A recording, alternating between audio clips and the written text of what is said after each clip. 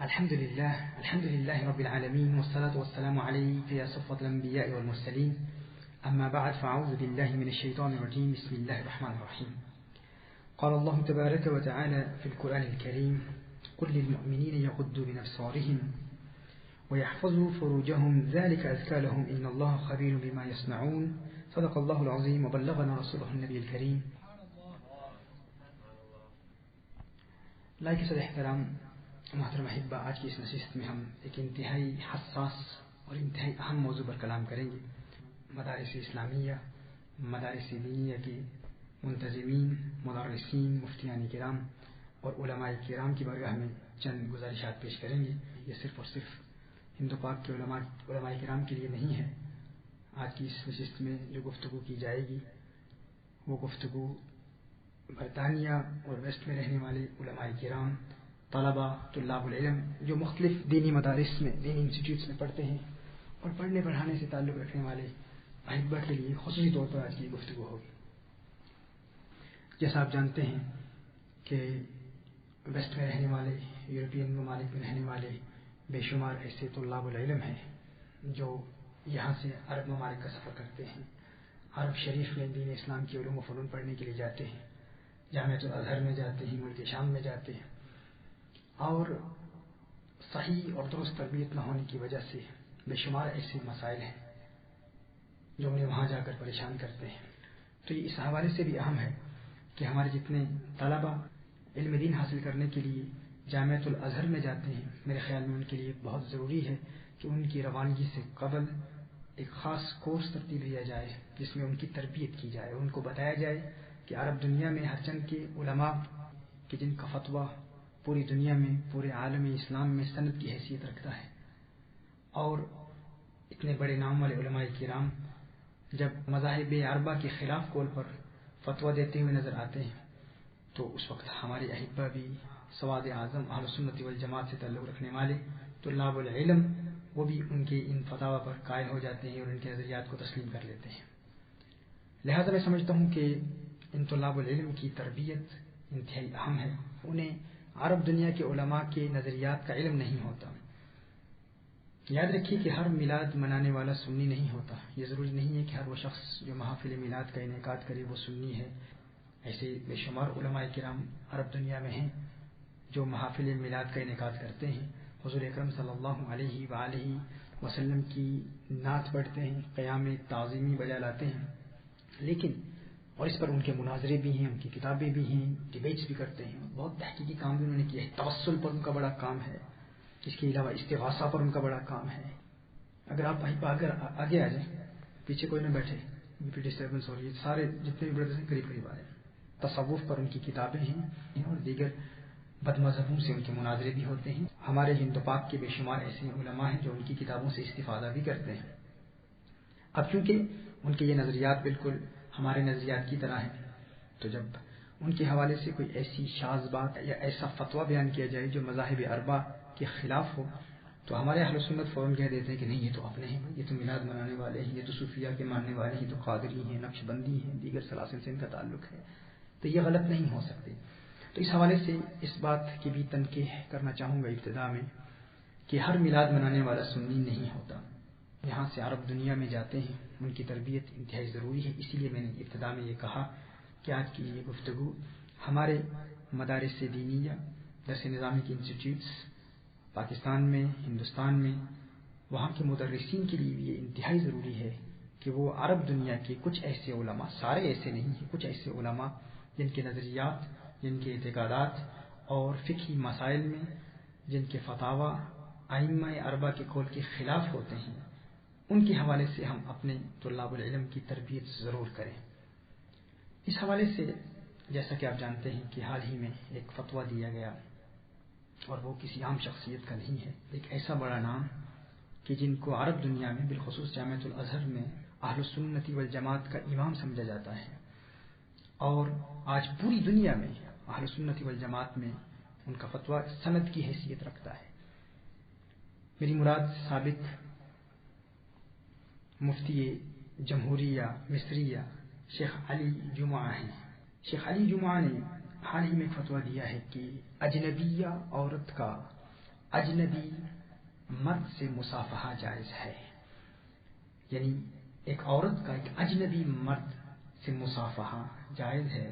اور بڑی حیرت کی بات ہے کہ انہوں نے یہاں تک کہہ دیا کہ یہ ایک اختلافی مسئلہ ہے، انہوں نے اس مسئلے کو اختلافی کہا ہے۔ وہ کہتے ہیں کہ کچھ کے نزدیک یہ جائز ہے، کچھ کے نزدیک یہ ناجائز ہے، اور محققین کا قول یہ ہے کہ ایک عورت کا اجنبی مرد سے مصافحہ جائز ہے۔ اب ہمارے لیے یہ حیرت انگیز بات ہے، اور ہم جاننا چاہیں گے کہ وہ کون سے محققین ہیں کہ جن کا یہ قول ہے، کس محقق نے یہ کہا ہے۔ اور اس حوالے سے یہ انتہائی اہم ہے کہ ہم اس مسئلے کو سمجھیں کہ انہوں نے یہ کیوں کہا، اور آج ازہر میں یہ ماحول کیوں ہے، کیوں ایسا کہا جا رہا ہے، اور بے شمار ایسے علماء ہیں جو ایسے فتوے دیتے ہیں اور ان پر عمل بھی کیا جاتا ہے، ہمارے لیے بھی مسئلہ بن جاتا ہے۔ لیکن یہاں پر بھی ہماری حتی الاستطاعت کوشش ہوتی ہے کہ تمام طلباء کو بتایا جائے، فرق بتایا جائے کہ اجماعی مسائل کون سے ہیں اور مختلفی مسائل، اختلافی مسائل کون سے ہیں۔ جیسے آپ جانتے ہیں کہ ہم اس حوالے سے بھی بہت وضاحت کرتے ہیں، بتاتے ہیں کہ کسی بھی شیخ کا کسی مریدہ یا کوئی ایسی عورت جو ان سے علم حاصل کر رہی ہو اس کے سر پر ہاتھ رکھنا، یا کسی مریدہ کا شیخ کی دستبوسی کرنا یہ ناجائز ہے، اور اس کو جائز کہنا یہ اجماع امت سے انحراف ہے۔ ہم کسی کا نام نہیں لیتے، کسی سے اختلاف نہیں کرتے، نہ ہی ہم کسی پر کوئی ایسا فتویٰ لگاتے ہیں، لیکن اگر کوئی ہم سے سوال کرے تو اس سوال کا درست جواب دینا ہم پر فرض ہے، اور وہ ہم بیان بھی کرتے ہیں۔ اب ظاہر ہے کہ ایسے جب معاملات ہوں، جب ایسے مسائل ہوں، تو پھر لوگ ہم سے بھی سوال کرتے ہیں، آپ کہتے ہیں کہ یہ عمل غلط ہے، اور پھر یہاں پر تو مصافحے بھی ہو رہے ہیں، ملاقاتیں بھی ہو رہی ہیں، دستبوسی بھی ہو رہی ہے، اور پھر آپ کا یہ کہنا کہ یہ غلط ہے اور اجماع کے خلاف ہے۔ اب جامعۃ الازہر کے سب سے بڑے مفتی جن کو ازہر میں امام اہل سنت سمجھا جاتا ہے، اب انہوں نے بھی فتویٰ دے دیا۔ تو ایک تو یہ ہے کہ یہاں پر ویسٹ میں جو عورتیں کام کرتی ہیں جاب سینٹرز میں یا یونیورسٹیز میں یا کالجز میں یا ورک کالجز کے ساتھ جب ان کی ملاقات ہوتی ہے تو کوئی ہاتھ بڑھاتا ہے تو انہیں مصافحہ کرنا پڑتا ہے۔ ایک تو یہ مسئلہ ہے، تو وہ تو اس کو بھی جائز کہتے ہیں۔ اس حوالے سے پھر ہم نے مزید اس پر تفصیل سے کلام کرنے کا ارادہ کیا کہ ہم ان کے منہج کو ڈسکس کریں کہ ان کا منہج کیا ہے، کہ وہ کیوں ان مسائل پر جواز کا فتویٰ دیتے ہیں۔ تو اصل میں ضروری یہ ہے کہ ہم جڑ تک پہنچیں کہ بنیاد کیا ہے۔ اس مسئلے کو ڈسکس کرنے سے قبل ہمارے لیے یہ ضروری ہے کہ جامعۃ الازہر کا منہج جدید اس کو ہم اسٹڈی کریں کہ منہج جدید کیا ہے۔ اور اس حوالے سے بھی میں شیخ علی جمعہ کی ہی عبارت پیش کرنا چاہوں گا کہ شیخ علی جمعہ اپنی معروف کتاب المتشددون میں کیا کہتے ہیں کہ جامعۃ الازہر کا منہج کیا ہے۔ جس طرح میں نے آغاز میں ہی آپ کو بتا دیا کہ ہمارے نزدیک اجماعی مسائل سے اختلاف سواد اعظم اہل السنت والجماعت سے انحراف ہے۔ ایسے مسائل جو مجمع علیہ ہوں، جن پر تمام امت کا اجماع ہو، ان مسائل سے انحراف سواد اعظم اہل السنت والجماعت سے انحراف ہے، اور مذاہب اربعہ کے خلاف قول پر فتویٰ دینا یہ تمام علماء اہل السنت والجماعت کے نزدیک ناجائز ہے، حرام ہے۔ لیکن ازہر شریف کا جدید منہج کیا ہے؟ ان کے نزدیک یہ جائز ہے، اور وہ فتویٰ دیتے بھی ہیں، لوگ ان کے فتوے پر عمل کرتے بھی ہیں، اور اس کو جائز سمجھا جاتا ہے، اس کا پرچار پورے عالم میں کیا جا رہا ہے۔ تو جیسے کہ میں نے کہا کہ سواد اعظم اہل سنت والجماعت کا ہمیشہ سے یہ موقف رہا ہے کہ مذاہب اربعہ کے خلاف کسی قول پر فتویٰ دینا، عمل کرنا یا قاضی کا فیصلہ کرنا اجماع کے خلاف ہے، یعنی اجماع کی مخالفت ناجائز ہے۔ جس طرح اجماع کی مخالفت ناجائز ہے، ایسے ہی مذاہب اربعہ کی مخالفت بھی ناجائز ہے۔ اور اس میں ایک اور مسئلہ بھی ہمارے لیے ہے کہ ہم دیکھتے ہیں ایک تو وہ لوگ ہیں جو کم علم ہیں، جس طرح میں نے کہا کہ نئے فارغین ہیں یا ایسے جو فراغت سے قبل ہی ازہر چلے جاتے ہیں، ان کی علمی تحقیقی باتیں سنتے ہیں اور ان کے علم کی وجہ سے مرغوب ہو جاتے ہیں۔ دوسرا وہ طبقہ ہے جو پہلے سے ہی آزاد خیال ہے، اور ایسے آزاد خیال، جدت پسند، اباحیت پسند جب عرب دنیا میں جاتے ہیں اور وہاں پر انہیں ان کے ہم خیال علماء ملتے ہیں، یعنی ایسے آزاد خیالوں، جدت پسندوں اور اباحیت پسندوں کی ملاقات جب عرب دنیا کے علماء سے ہوتی ہے تو ان کے ہم خیال ہونے کی وجہ سے ان کے اس باغیانہ طرز عمل میں مزید پختگی پیدا ہو جاتی ہے، اور پھر وہ مزید رعونت اور تکبر سے آگے کہتے ہیں کہ دیکھیں ان مسائل پر فتویٰ دینا جائز ہے۔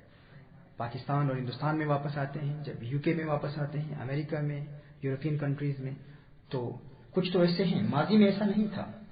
لہذا اس حوالے سے ہمارے لیے انتہائی ضروری ہے کہ سب سے پہلے ہم ازہر کے منہج جدید کو اسٹڈی کریں کہ منہج جدید کیا ہے، ازہر کا منہج دور حاضر کے مفتیان کرام کے نزدیک کیا ہے. اور اس میں انہی مفتی صاحب یعنی شیخ علی جمعہ کا ہی حوالہ پیش کروں گا کہ وہ ازہر کے منہج کے متعلق کیا فرماتے ہیں. ایک کتاب ہے المتشددون، پہلی کتاب ہے المتشددون، اور دوسری ان کے فتاوی کا مجموعہ ہے البیان لما یشغل الاذہان. البیان لما یشغل الاذہان کی جلد نمبر 2 صفحہ نمبر 190 پر شیخ علی جمعہ ازہری منہج کو بیان کرتے ہیں کہ منہج ازہری کیا ہے. وہ کہتے ہیں والمنهج الازهري يدرس الاشعرية وهي عقيدة اغلب المسلمين في مجال الاعتقاد، ويدرس المذهبية السنية بمذاهبها الاربعة الحنفية والمالكية والشافعية مع عدم انكاره للاجتهاد الفردي او الجماعي، ومع عدم انكاره للاخذ بباقي المذاهب الثمانية المعمول بها كالإبادية والظاهرية والإمامية وزيدية، أو حتى الأخذ من وسيع الفقه الإسلامي من خارج هذه الثمانية في المذاهب المنقولة في كتب الفقه وهي تربو على 80 مذهبا، أو حتى الأخذ من الكتاب والسنة بما يلائم حاجات العصر ومصالح المصر وبما يلائم الانطلاق في هذا العالم الذي هولنا إنا لله وإنا إليه راجعون. والمنهج الازهري يدرس الاشعرية وهي عقيدة اغلب المسلمين في مجال الاعتقاد. کہا کہ ازہری منہج اشعریت کی تعلیم دیتا ہے، ازہری منہج اشعریت کی تعلیم دیتا ہے، اور عقائد میں دنیا کے اکثر مسلمان اشعری ہیں. اور یہ منہج ازہری یعنی ويدرس المذهبية السنية بمذاهبها الاربعة، یہ منہج ازہری سنی فقہی مذہبیت کا درس دیتا ہے. پھر یہ بتاتے ہیں کہ پہلا اس میں حنفی ہے، دوسرا مالکی ہے، شافعی ہے، حنبلی ہے. فرض اور جماعتی اجتہاد کے عدم انکار کے باوجود، یعنی ان کے نزدیک ایک فرد اجتہاد کر سکتا ہے، جماعت اجتہاد کر سکتی ہے، یعنی علماء کی ایک جماعت اجتہاد کر سکتی ہے، یعنی مع عدم انکار ہی، اس کے عدم انکار کے باوجود. کہتے ہیں ہم اس کا انکار تو نہیں کرتے، ہمارے نزدیک اجتہاد کا انکار نہیں ہے، ہم اجتہاد کا انکار نہیں کرتے، ہمارے نزدیک اجتہاد جائز ہے، اجتہاد ممکن ہے. پھر کہتے ہیں کہ اور عمل کیے جانے والے 8 مذاہب جیسے ایباضی، ظاہری، امامی، زیدی سے اخذ کرنے سے عدم انکار کے باوجود، کیونکہ یہ چھپی ہوئی باتیں نہیں ہیں، یہ چھپی ہوئی باتیں ہیں، یہ پبلشڈ باتیں ہیں، انہوں نے پبلش کی ہوئی ہیں. ابھی ہمارے اسٹوڈنٹس کچھ ایجپٹ میں گئے ہوئے وہ دیکھتے ہیں، اور یہ آج سے نہیں، یہ ایک مدت سے یہ سلسلہ چل رہا ہے، ایک عرصے سے یہ سلسلہ چل رہا ہے. اب ہمارے احباب جاتے ہیں، حضرہ کی محفل ہو رہی ہے، حضرہ ہو رہا ہے، ذکر ہو رہا ہے، میلاد کی محافل ہو رہی ہے، اٹینڈ کرتے ہیں بڑی خوشی سے، اور وہ کہتے ہیں کہ یہ امام اہل سنت والجماعت ہیں، لیکن اس طرف توجہ نہیں جاتی کہ یہ کس چیز کا پرچار کر رہے ہیں. وہ کہہ رہے ہیں کہ اور عمل کیے جانے والے 8 مذاہب میں سے باقی مذاہب جیسے اباضی، ظاہری، امامی، زیدی سے اخذ کرنے سے عدم انکار کے باوجود، یعنی ہم ان سے اخذ کرنے کا بھی انکار نہیں کرتے، یعنی بد مذہبوں سے فتویٰ لینا، بد مذہبوں کے قول پر فتویٰ دینا بھی ان کے نزدیک جائز ہے.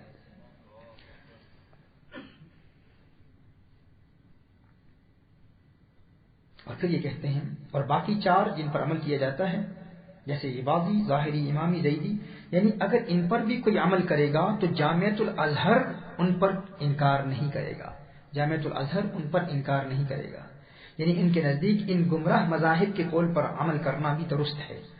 اور پھر کیا فرماتے ہیں او حتى الاخذ من وسيع الفقه الاسلامي من خارج هذه الثمانية في المذاهب المنقولة في كتب الفقه وهي تربو على 80 مذهب. وہ کہہ رہے ہیں حتیٰ کہ وسیع فقہ اسلامی یعنی کتب فقہ میں منقول وہ مذاہب جو ان 4 مذاہب سے خارج ہیں، اور وہ 80 مذاہب سے بھی زائد ہیں، 80 مذاہب سے بھی ظاہر ہیں، یعنی ایک تو 4 اہل سنت والجماعت کے مذاہب ہیں، پھر اس کے بعد بد مذہبوں کے مذاہب ہیں، شیعہ کے مذاہب ہیں، اس کے علاوہ داؤد ظاہری کا مذہب ہے، ظاہری ہے، عباضی ہے، زیدی ہے، امامی ہے، 4 یہ پھر 8. وہ کہتے ہیں صرف ان 8 پر موقوف نہیں ہے، ان کے علاوہ اگر کسی بھی امام کا قول ہمیں مل جائے، اور پھر یہ کہہ رہے ہیں کہ یہ 80 سے زائد ہیں، اور یہاں تک بات ختم نہیں ہوتی. یہ منہج ازہری جدید ازہر شریف کا ہم احترام کرتے ہیں، اصل ازہر شریف کا ہم احترام کرتے ہیں. وہ حوالے ہم پیش کریں گے کہ اصل ازہری کون تھے، ان کے نظریات کیا تھی، ان کے اعتقادات کیا تھی، اور سواد اعظم اہل سنت والجماعت کے حوالے سے ان کے نظریات کیا تھے. اب یہ کہہ رہے ہیں کہ 80 سے بھی زائد مذاہب ہیں جن پر ہم فتویٰ دیتے ہیں اور اس کو جائز سمجھتے ہیں. اس کے بعد شیخ علی جمعہ کہتے ہیں او حتى الاخذ من الكتاب والسنة بما يلائم حاجات العصر ومصالح المصر وبما يلائم الانطلاق في هذا العالم الذي حولنا. اب اس میں اور سلفیوں میں کیا فرق رہا؟ اب بتائیے مجھے. اور جو ہمارے دور کی حاجات اور مصلحتوں کے موافق ہو اور جو ہمارے گرد دنیا کی ضرورت کے موافق ہو، ان کے مطابق کتاب و سنت سے اخذ کرنے سے بھی ازہر انکار نہیں کرتا. یعنی کوئی شخص اگر کتاب و سنت سے براہ راست استنباط کرے، یہ کہتے ہیں ہم انکار نہیں کرتے. آپ بتائیے کیا فرق باقی رہا؟ صرف اس لیے کہ میلاد مناتے ہیں، صرف اس لیے کہ حضور اکرم صلی اللہ علیہ وآلہ وسلم کے توسل کا عقیدہ رکھتے ہیں، فقط اس لیے کیونکہ یہ تصوف پر کتابیں لکھتے ہیں. لمحہ فکریہ ہے یہ ہمارے علماء کے لیے کہ ایک بڑی تعداد میں ہمارے طلبہ جب ان انسٹیٹیوٹس میں جاتے ہیں، ازہر شریف میں جاتے ہیں، اسی لیے ان میں رفتہ رفتہ یہ تبدیلی پیدا ہو جاتی ہے.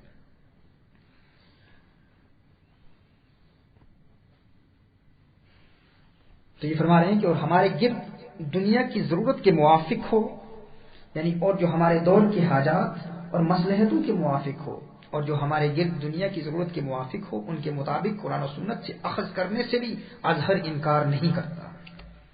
انا للہ و انا الیہ راجعون. کس قدر خطرناک ہے یہ جملہ. اور یہ ان کی کتاب المتشددون میں ہے، اور اس کے علاوہ البیان لما یشغل الاذہان، جلد نمبر 2 صفحہ نمبر 190. اس کو آپ نوٹ کر لیجئے، اس کو آپ لکھ لیجئے. مولانا آپ بھی اس کو لکھ لیجئے، المتشددون صفحہ نمبر 132. جبکہ آپ جانتے ہیں کہ سواد اعظم اہل سنت کا نظریہ یہ ہے کہ اگرچہ زمانے کے تقاضے بدلتے رہیں، لیکن چاروں مذاہب ایسے مدون ہیں اور ہر مذہب کے اصول و قواعد ایسے کامل اور مکمل ہیں کہ قیامت تک پیدا ہونے والے مسلمانوں کے مسائل کا حل ان چاروں مذاہب سے نکالا جا سکتا ہے. یہ ہمیشہ سے سواد اعظم اہل سنت والجماعت کا اعتقاد رہا ہے کہ مذاہب اربعہ سے خروج کی کوئی ضرورت نہیں ہے. اور یہاں کہا جا رہا ہے کہ مذاہب اربعہ کے خلاف براہ راست کتاب و سنت سے استنباط کی اجازت ہے. محترم احبہ، اس عبارت سے دور حاضر کے ازہری علماء اور ازہر کے منہج جدید کا تصور واضح ہو چکا ہوگا کہ ازہر کا منہج جدید کیا ہے. اس کا جواب میں آخر میں دوں گا. آخر میں تفصیل سے بیان کروں گا کہ یہ انحراف کیسے ہے سواد اعظم اہل سنت والجماعت سے. اب اس موضوع کی طرف ہم آتے ہیں جس پر ہم نے ابتدا میں کلام کیا اور جو آج کی ہماری اس نشست کا باعث بنا کہ ایک مرد کا اجنبی یا عورت سے مصافحہ کرنا، اس کا حکم شریعت مطہرہ میں کیا ہے. کیونکہ شیخ علی جمعہ نے اپنے خطاب میں، اپنے فتوے میں کہا ہے کہ یہ محققین کا قول ہے، محققین کا قول ہے. اور پہلے ابتدا میں آغاز میں یہ کہا کہ کچھ کے نزدیک جائز ہے، کچھ کے نزدیک ناجائز ہے، اور پھر آخر میں کہا کہ محققین اسے جائز سمجھتے ہیں. تو توجہ فرمائیں. اس حوالے سے سب سے پہلے آغاز میں جو قرآن کریم کی آیہ مبارکہ میں نے تلاوت کی ہے، اس کی ٹرانسلیشن، اس کا ترجمہ آپ سماعت فرما لیں. اللہ جل وعلا ارشاد فرماتا ہے سورہ نور آیہ نمبر 30 میں، سورہ نور آیہ نمبر 30 میں اللہ جل وعلا ارشاد فرماتا ہے، آپ مسلمان مردوں سے کہیے کہ اپنی نگاہوں کو نیچے رکھیں اور اپنی شرمگاہوں کی حفاظت کریں، یہ ان کے لیے بہت پاکیزہ ہے. اس حوالے سے حضور اکرم صلی اللہ علیہ وآلہ وسلم کی ایک حدیث سماعت فرما لیں. المعجم الکبیر للطبرانی، امام طبرانی نے اسے المعجم الکبیر میں روایت فرمایا ہے. سیدنا معقل بن یسار رضی اللہ تعالیٰ عنہ اس کے راوی ہیں. اس کو لکھ لیجئے، نوٹ کر لیجئے کہ یہ حدیث امام طبرانی نے اسے المعجم الکبیر میں روایت فرمایا اور اسے امام رویانی نے بھی اپنی مسند میں نقل فرمایا ہے. سیدنا معقل بن یسار رضی اللہ تعالیٰ عنہ روایت فرماتے ہیں، قال رسول اللہ صلی اللہ علیہ وسلم لأن يطعن في رأس أحدكم بمخيط من حديد خير له من أن يمس امرأة لا تحل له. حضور اکرم صلی اللہ علیہ وآلہ وسلم نے ارشاد فرمایا، حضرت معقل بن یسار رضی اللہ تعالی عنہ اس حدیث کے راوی ہیں، حضور ارشاد فرماتے ہیں کہ ضرور تم میں سے کسی کے سر میں لوہے کی سوئی کو چبھونا اس کے لیے بہتر ہے اس سے کہ اس کا ہاتھ کسی ایسی عورت کو چھوئے جو اس کے لیے حلال نہیں ہے. اور کہ حضور اکرم صلی اللہ علیہ وآلہ وسلم نے یہ مطلقاً ارشاد فرمایا ہے. اسی لیے مالکیہ اور شافعیہ کے نزدیک مطلقاً کسی عورت کو ہاتھ لگانا ناجائز ہے، حرام ہے.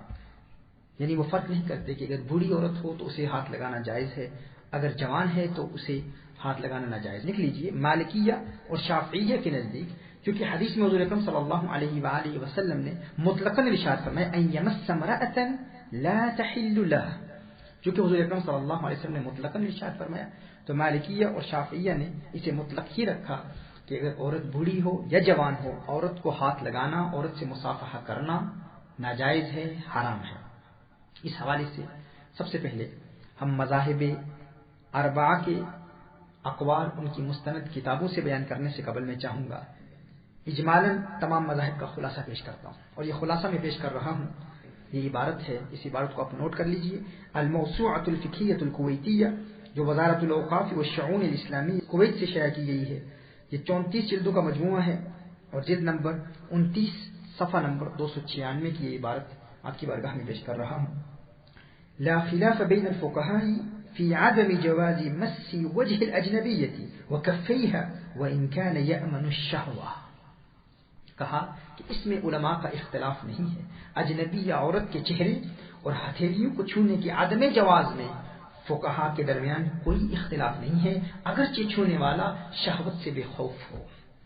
غور کیجیے گا، اگرچہ چھونے والا شہوت سے بے خوف ہو، چھونے والے کو شہوت کا اندیشہ نہ ہو.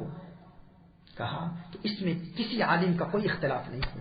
تمام علماء، تمام مذاہب کے تمام علماء اس بات پر متفق ہیں کہ اجنبی یا عورت کے چہرے کو ہاتھ لگانا، اس کی ہتھیلیوں کو چھونا ناجائز ہے، حرام ہے، اگرچہ انسان کا دل، انسان کا قلب شہوت کے حوالے سے معمون ہو، بے خوف ہو. ان کان یأمن الشہوہ، ہمارے یہاں اکثر یہی کہہ دیا جاتا ہے کہ دیکھیے فلاں شیخ صاحب کے بارے میں ایسا نہیں کہنا، یہ تو عام لوگوں کے بارے میں بات ہے، فلاں تو اللہ والا ہے، اس کا دل اللہ تک پہنچا ہوا ہے، تزکیہ نفس کے مراحل طے کر چکا ہے، اللہ کا قرب حاصل کر چکا ہے، وہ شہوت کے حوالے سے معمون ہے. تو دیکھیے یہ کہتے ہیں کہ اس پر تمام مذاہب کا اتفاق ہے کہ اگر شہوت کے حوالے سے فتنے کا کوئی خوف نہ بھی ہو پھر بھی حرام ہے، فتنے کا خوف نہ بھی ہو پھر بھی عورت سے ہاتھ ملانا، مصافحہ کرنا حرام ہے. پھر فرمایا هذا اذا كانت الاجنبيه شابه تشتهى، یہ اس صورت میں ہے کہ جب اجنبی عورت جوان ہو جس کی طرف رغبت کی جائے. پھر کہا اما اذا كانت عجوزا فلا باس بمصافحتها ومس يدها لانعدام خوف الفتنه. کہا کہ ہاں اگر وہ ایک بوڑھی عورت ہے فلا باس بمصافحتها، فتنے کی خوف کے نہ ہونے کی وجہ سے ایک بوڑھی عورت کے ہاتھ کو چھونا جائز ہے اگر وہ بوڑھی عورت ہو. پھر کہا بهذا صرح صاحب الهداية من الحنفية والحنابلة في قول إن أمن على نفسه الفتنة.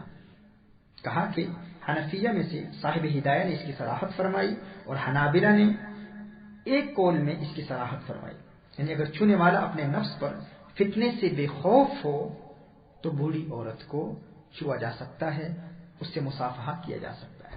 یعنی دیکھیے شوافی کے نزدیک اور مالکیہ کے نزدیک، شافعیہ اور مالکیہ کے نزدیک مطلقاً حرام ہے، وہ جوان ہو یا بوڑھی عورت ہو اس سے مصافحہ حرام ہے، شافعیوں کے نزدیک اور مالکیہ کے نزدیک.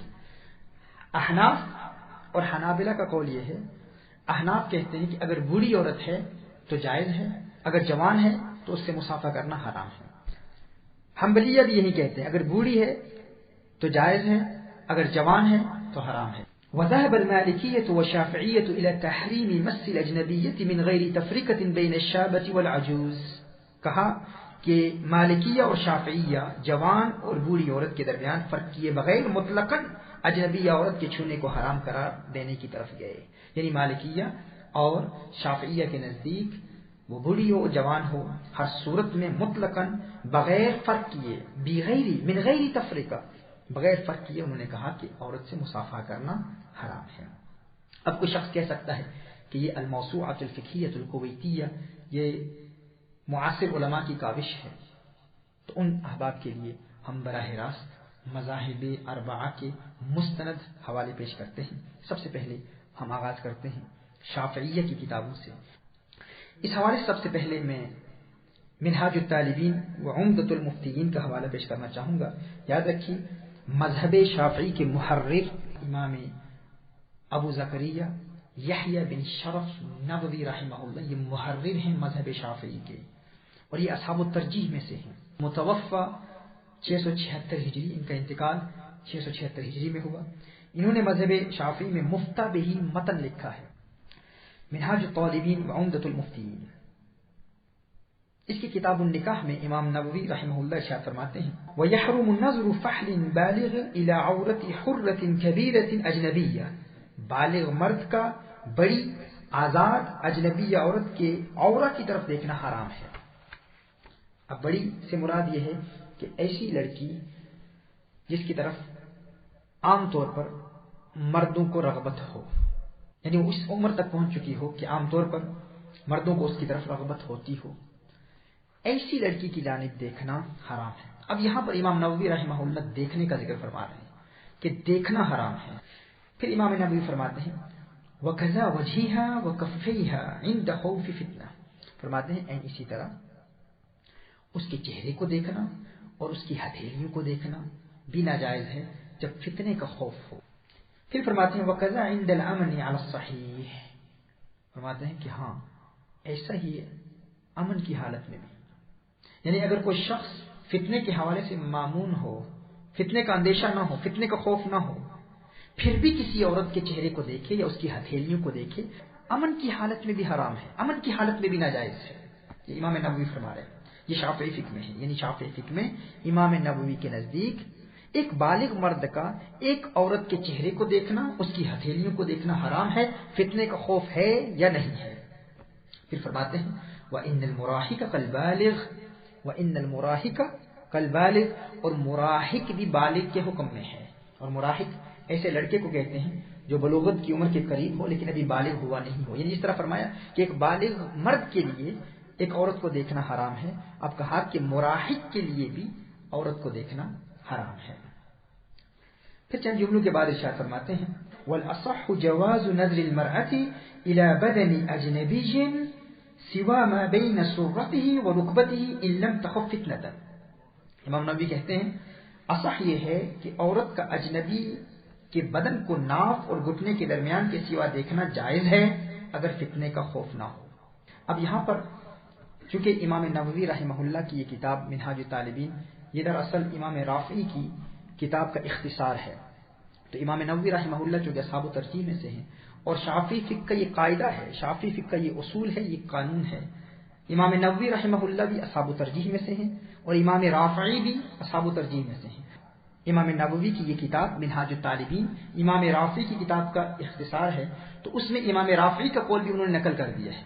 اور شافعی فقہ میں قاعدہ یہ ہے، اصول یہ ہے عند الشوافع کہ امام نووی رحمہ اللہ جس قول کو راجح قرار دیتے ہیں شافعی فقہ میں اسی قول پر فتویٰ دیا جاتا ہے، یعنی جس کو ترجیح امام نووی دیتے ہیں شافعی فقہ میں فتویٰ اسی قول پر دیا جاتا ہے۔ اب یہاں پر امام نووی نے امام رافعی کی عبارت کو نقل کر دیا، اب اس کے بعد انہوں نے اس کا رد کیا ہے۔ آگے فرماتے ہیں قلت، میں کہتا ہوں الاصح التحریم کہو الیہا واللہ اعلم، فرماتے ہیں کہ میں نے کہا کہ اصح عورت کا مرد کو دیکھنا مطلقاً حرام ہے، کہو الیہا جس طرح مرد کا عورت کو دیکھنا مطلقاً حرام ہے، جس طرح مرد شافعی فقہ میں عورت کو نہیں دیکھ سکتا اسی طرح عورت کا مرد کو دیکھنا مطلقاً حرام ہے۔ اب انہوں نے یہاں پر اپنی ترجیح بیان کر دی اور شافعی فقہ میں جس قول کو امام نووی راجح قرار دیں وہی قول مفترض قول ہوتا ہے، فتویٰ اسی پر ہے۔ آگے بڑھتے ہیں، اب امام نووی رحمہ اللہ فرماتے ہیں وَمَتَى حَرُمَ النَّظْرُ حَرُمَ اللَّمْسُ، فرماتے ہیں جب دیکھنا حرام ہے تو چھونا بھی حرام ہے۔ اب دیکھیے امام نووی رحمہ اللہ کی یہ عبارت وَمَتَى حَرُمَ النَّظْرُ حَرُمَ اللَّمْسُ، جب دیکھنا حرام ہے تو چھونا بھی حرام ہے۔ یاد رکھیے منہاج الطالبین جو امام نووی کی کتاب ہے، جو متن ہے شافعی مذہب میں، اس کی بہت ساری شرحیں لکھی، یعنی 100 سے زائد شرحیں ان کے اتنا ایسا مقبول، معتمد، معتبر، مستند متن ہے تحفۃ المحتاج بشرح المنہاج، اور یہ شرح ہے کس کتاب کی؟ منہاج الطالبین کی. ابھی تک شافعی فقہ میں جس کتاب کا ہم ذکر کر منہاج الطالبین، اب اس منہاج الطالبین کی شرحیں ہیں، بے شمار شرحیں ہیں، ان میں سے یہ 2 شرحیں، ان کا مقام کیا ہے شافعی فقہ میں آپ سماعت فرما لیجیے. سب سے پہلے جس شرح کا میں حوالہ بھی پیش کر رہا ہوں یہ تحفۃ المحتاج بشرح المنہاج. تحفۃ المحتاج بشرح المنہاج، اس کا مقام شافعی فقہ میں کیا ہے؟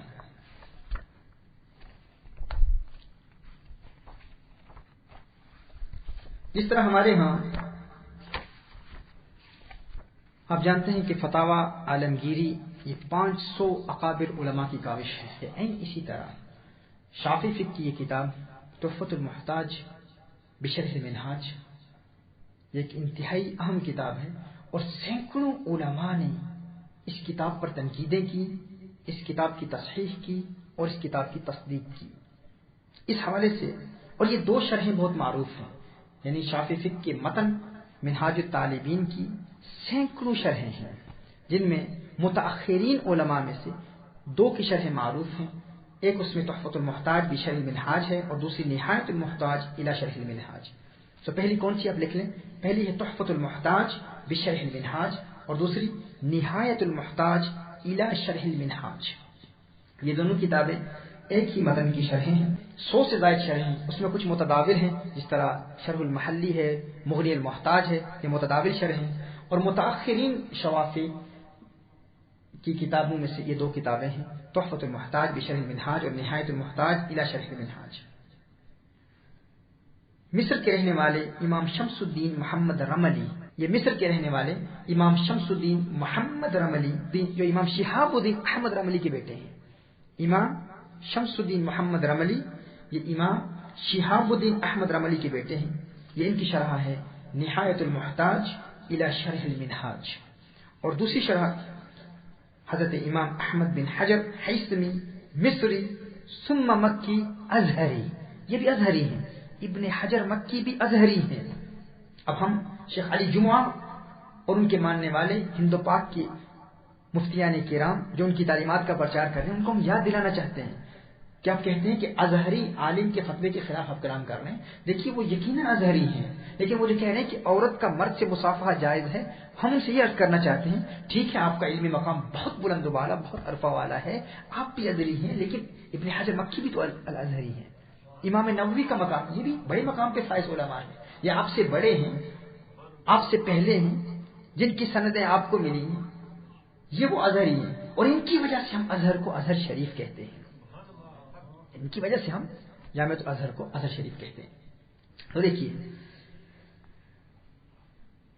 یہ ان کی کتاب ہے، یعنی ابن حجر مکی کی یہ کتاب ہے تحفۃ المحتاج بشرح المنہاج. اب ان دونوں شرحوں کا مذہب شافعی میں کیا مقام ہے پہلے یہ سمجھ لیجئے، پھر ان دونوں شرحوں کی تصدیق کیسی ہوئی. دیکھیے آج ہم کوئی کتاب لکھتے ہیں تو اس کی پروف ریڈنگ کے لیے ہم کیا کرتے ہیں، 2-3 علماء کو دے دیتے ہیں، 2-3 علماء کو ہم دیتے ہیں، وہ ان کو پڑھ لیتے ہیں، اس کی تصدیق کر دیتے ہیں، اور وہ کتاب پبلش ہو جاتی ہے. لیکن ان کتابوں کی تصحیح کیسے ہوئی؟ محترم بھائی کتابیں اس قدر مضبوط ہیں کہ سینکڑوں علماء نے ان دونوں کتابوں کی الگ الگ تصحیح کی، ان پر تنقیدیں کی اور ایک ایک مسئلے کی تحقیق کی، اور اس کے بعد یہ کتابیں منظر عام پر آئی ہیں. اور اگر یہ دونوں کتابیں شافعی فقہ میں کسی قول پر متفق ہو جائیں تو مذہب شافعی میں اسی قول پر فتویٰ ہوتا ہے. یعنی یہ تحفۃ المحتاج بشرح المنہاج اور نہایت المحتاج الی شرح المنہاج، یہ دونوں کتابیں اگر کسی ایک قول پر متفق ہو جائیں تو شافعی فقہ میں اسی قول پر فتویٰ ہوتا ہے. یعنی ایسی مستند اور معتمد کتابیں ہیں. علامہ سید علوی ابن احمد ثقاف رحمہ اللہ یہ شاگرد ہیں شیخ زینی الدحلان رحمہ اللہ کی، یہ ان کے شاگرد ہیں، یعنی متاخرین میں سے ہیں. علامہ سید علوی ابن احمد ثقاف رحمہ اللہ یہ اپنی مشہور فقہ شافعی کے حاشیے ترشیح المستفیدین بتوشیح فتح المعین میں صفحہ نمبر 5 پر فرماتے ہیں، اور امام محمد بن سلیمان کردی مدنی رحمہ اللہ کے حوالے سے لکھتے ہیں کہ امام کردی نے کہا اگر مفتی ترجیح کا اہل نہ ہو، اور پھر فرماتے ہیں کہ حال یہی ہے کہ ہمارے دور میں مفتی غیر اہل ہوتے ہیں، فرمایا اور اگر ان میں اختلاف ہو تو فرمایا علماء مصر یا اکثر علماء مصر اس قول پر اعتماد کی طرف گئے، علماء مصر یا اکثر علماء مصر اس قول پر اعتماد کی طرف گئے جسے شیخ محمد رملی رحمہ اللہ نے اپنی کتابوں خصوصاً اپنی کتاب نہایت المحتاج میں فرمایا. یعنی ان کے نزدیک نہایت المحتاج کی اہمیت ہے. پھر فرماتے ہیں کہ نہایت المحتاج اتنی اہم کیوں ہے؟ یہ کون فرما رہے ہیں؟ شیخ کردی مدنی رحمہ اللہ فرما رہے ہیں لأنها قرئت على المؤلف إلى آخرها في 400 من العلماء فنكدوها وصححوها فبلغ صحتها إلى حد التواتر. فرمایا کہ اس لیے کہ اس کتاب کو اس کے مصنف پر 400 علماء کے درمیان آخر تک پڑھا گیا، تو ان علماء نے اس پر تنقیدیں کی، اس کی تصحیح کی، تو اس کتاب کی صحت حد تواتر کو پہنچ چکی ہے. پھر فرمایا وذهب علماء حضرموت والشام والأقراض وداغستان واليمن والحجاز إلى أن المعتمد ما قاله الشيخ ابن حجر في كتبه بل في تحفته. کہا علماء حضرموت، علماء شام، علماء کردستان، علماء داغستان اور علماء یمن اور حجاز اس طرف گئے کہ معتمد وہ قول ہے جسے امام شیخ ابن حجر رحمہ اللہ نے اپنی کتب بلکہ اپنی کتاب تحفۃ المحتاج میں فرمایا. پھر آگے اس کی وجہ بیان فرماتے ہیں کہ اس کی وجہ کیا ہے. فرمایا لما فيها من إحاطة نصوص الإمام مع مزيد تطبع المؤلف فيها ولقراءة المحققين لها عليه الذين لا يحصون قسرة. فرمایا اس لیے کہ اس میں مصنف کے مزید تتبع کے ساتھ امام شافعی رحمہ اللہ کی نصوص کا احاطہ ہے، اور اس کتاب کو ان محققین کے مصنف کے پاس پڑھنے کی وجہ سے جن کی کثرت کا کوئی شمار نہیں. یہ جو ابن حجر مکی کی یہ کتاب ہے، چونکہ ابن حجر مکی نے اپنی زندگی کے آخری ایام میں مکہ المکرمہ میں یہ کتاب لکھی. جب آپ نے یہ کتاب لکھی تو امام ابن حجر مکی الہیثمی کی یہ کتاب سینکڑوں علماء نے سنی، کیونکہ مکہ المکرمہ میں جب ان کا درس ہوتا تھا تو طلبہ ان کے درس میں شامل ہوتے تھے، اور مکہ المکرمہ میں سینکڑوں کی تعداد میں علماء کرام ان کی کتاب سنتے اور وہ ان کی اس کتاب پر تنقیدیں کرتے، تصحیح کرتے. نقدوها وصححوا، اس کتاب پر تنقیدیں کی، اس کتاب کی تصحیح کی، اور پھر یہ کتاب منظر عام پر آئی. تو اگر ان دو کتابوں میں اتفاق ہو جائے تو علامہ قرطبی رحمہ اللہ فرماتے ہیں کہ وعندي لا تجوز الفتوى بما يخالفهما بل بما يخالف التحفة والنهاية. فرماتے ہیں کہ میرے نزدیک اگر ان دو کتابوں کا اتفاق ہو جائے تو ان کے خلاف فتویٰ دینا ناجائز ہے. اور پھر فرمایا ان دو اماموں کی کتابیں، اور پھر فرمایا ان کی کون سی کتابیں؟ فرمایا التحفہ والنہایہ. ان میں سے ایک کتاب تحفہ ہے جس کا حوالہ میں بھی پیش کر رہا ہوں، جو امام نووی رحمہ اللہ کی عبارت کی شرح ہے. اب امام نووی نے کیا فرمایا تھا کہ جس کی تشریح میں ہم یہ بیان کر رہے ہیں؟ امام نووی نے فرمایا تھا وَمَتَى حَرُمَ النَّظْرُ حَرُمَ اللَّمْسُ، جب دیکھنا حرام ہے تو چھونا بھی حرام ہے. اب یہ ابن حجر مکی منہاج الطالبین کی شرح میں کیا کہتے ہیں؟ یہ فرماتے ہیں بل المس اولا بالحرمہ لانه ابلغ فی اثارۃ الشہوہ. یہ فرماتے ہیں بلکہ چھونا بالاولا حرام ہے، چھونا بالاولا حرام ہے کیونکہ وہ شہوت کو زیادہ بھڑکاتا ہے. دیکھنے سے زیادہ چھونا شہوت کو بھڑکاتا ہے. اگر دیکھنا شہوت کو بھڑکا سکتا ہے تو چھونا زیادہ شہوت کو بھڑکائے گا. اب میں پوچھنا چاہتا ہوں حضرت شیخ علی جمعہ صاحب سے کہ آپ بتائیں وہ کون سے محققین ہیں جن کا قول آپ بیان فرما رہے ہیں؟ یعنی شافعی فقہ کی روشنی میں ہم نے واضح الفاظ میں بتا دیا کہ محرر مذہب شافعی، شافعیہ کے مذہب کے محرر امام نووی رحمہ اللہ نے کیا بیان فرمایا، اور تحفۃ المحتاج جو اس کی شرح ہے منہاج الطالبین کی، اس میں ابن حجر مکی رحمہ اللہ نے کیا بیان فرمایا. تو محترم احبہ، ہم نے شافعی فقہ کی روشنی میں تفصیل سے کلام کیا اور یہ بات ثابت کر دی کہ عورت سے مصافحہ کرنا شافعی فقہ کی روشنی میں حرام ہے، اور یہ مطلقاً حرام ہے. بوڑھی عورت ہو یا جوان عورت ہو، مطلقاً شافعی کے نزدیک یہ حرام ہے. نیکسٹ ہے مالکیہ. مذہب مالکی کے مشہور فقیہ شیخ احمد دردیر مالکی رحمہ اللہ، یہ عظیم فقیہ ہیں. ان کی کتاب الشرح الصغیر، شیخ احمد دردیر مالکی رحمہ اللہ اپنی کتاب الشرح الصغیر، ان کی الشرح الصغیر بھی ہے، ان کی الشرح الکبیر بھی ہے. ہم جو حوالہ پیش کر رہے ہیں یہ علامہ ساوی مالکی کی حاشیے کے ساتھ چھپی ہے. شیخ احمد دردیر مالکی رحمہ اللہ الشرح الصغیر میں جو ان کی عبارت میں پیش کر رہا ہوں، ٹھیک یہی عبارت اسهل المدارک شرح ارشاد السالک فی مذہب امام ائمۃ مالک رحمہ اللہ. اس کتاب میں بھی ٹھیک وہی عبارت ہے جو عبارت شیخ احمد دردیر رحمہ اللہ کی الشرح الصغیر میں ہے. یہ دونوں عبارتیں میں بھی پیش کرتا ہوں. اور پھر علامہ ساوی مالکی رحمہ اللہ نے بھی اسی عبارت پر اعتماد کیا ہے. یعنی اس کتاب الشرح الصغیر کے محشی کون ہیں؟ علامہ ساوی مالکی، جنہوں نے اس کا حاشیہ لکھا ہے. یعنی میں ایک حوالہ نہیں دے رہا، 3 حوالے پیش کر رہا ہوں. اسهل المدارک شرح ارشاد السالک فی مذہب امام ائمۃ مالک، اس کتاب کی جلد نمبر 3 صفحہ نمبر 370، دار الفکر بیروت سے یہ کتاب پبلش ہوئی ہے.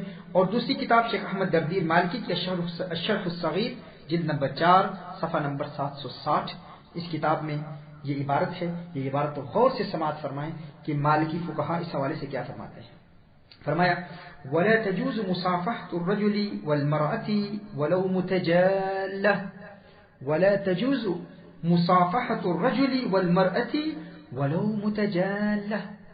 فرمایا کہ ایک مرد کا عورت کے ساتھ مصافحہ کرنا ناجائز ہے اگرچہ وہ عورت متجالہ ہو. متجالہ اس عورت کو کہتے ہیں ایسی بوڑھی عورت کو کہ جس کی طرف مردوں کو رغبت نہیں ہوتی ہو اور اس عورت کو مردوں کی طرف رغبت نہ ہو.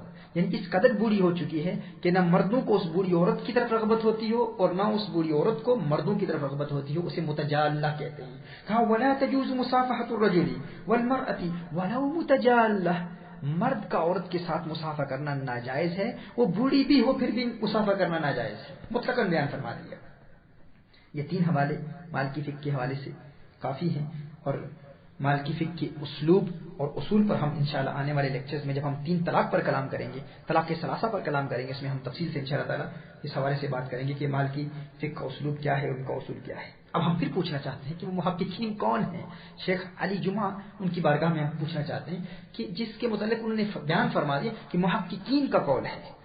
محققین کہتے ہیں جامعۃ الازہر کے دکاترہ کے استاد، سب سے بڑے شیخ، اور جس طرح میں نے کہا کہ ان کا فتویٰ پورے عالم اسلام میں سند کی حیثیت رکھتا ہے. آخر کس طرح انہوں نے یہ فرما دیا کہ یہ محققین کا قول ہے کہ مرد کا عورت کے ساتھ مصافحہ کرنا جائز ہے. ہم جاننا چاہتے ہیں اگر وہ محققین قادیانی ہیں، اگر وہ محققین غالی شیعہ ہیں، اگر وہ محققین یہودی ہیں یا نصرانی ہیں، تو ان کا قول ہمارے نزدیک قابل قبول نہیں ہے. اور دنیا اہل سنت والجماعت میں کوئی شخص ایسے غالی شیعہ کا قول قبول نہیں کرے گا. ہم چاہتے ہیں کہ مذاہب اربعہ سے کوئی قول پیش کریں. پھر یہ فرما رہے ہیں کہ محققین کا قول ہے، لیکن دلیل اس میں انہوں نے نہیں دی، اور یہ فتویٰ پوری دنیا میں پھیل چکا ہے.